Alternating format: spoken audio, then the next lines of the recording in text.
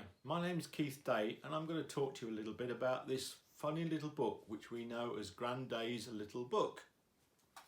The story starts back in 1890 when a man called Arthur Day was born to a poor family in Long Sutton, Lincolnshire. He fell out with his father big time, and so at the age of 14 he went off to find his fortune and he moved to Grantham in Lincolnshire. He got a job working for a general merchant and he met a young lady called Edith Green. Now this is where it gets rather interesting. Edith Green's mother was a lady called Elisabeth Ward, who was born in Croxton Kerrial in 1863. She had 5 children. Edith was the 4th of her 5 children, and she was born in 1893. The two, Arthur and Edith, became friends and eventually they became boyfriend and girlfriend.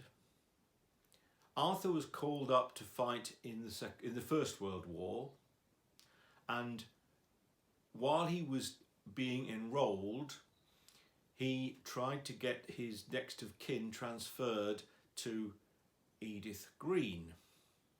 And the army didn't like this, so he went off to train. He came back, and in 1916, before he went to France, he married Edith.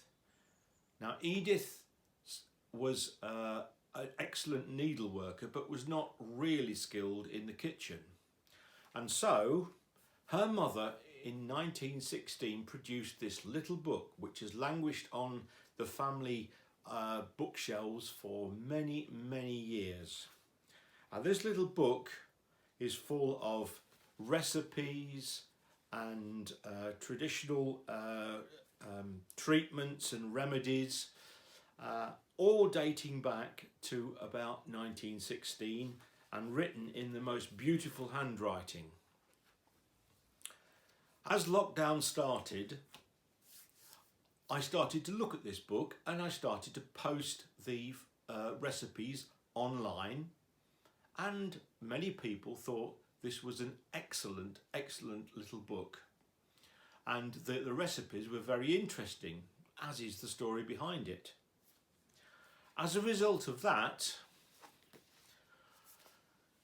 at the end of last year, this book was published, which I've credited myself and the lady who is in fact my great-grandmother, Elisabeth Ward, who became Elizabeth Green, and it has the pages from the book reproduced in colour with comments and in some cases photographs where the recipe has been tested out myself.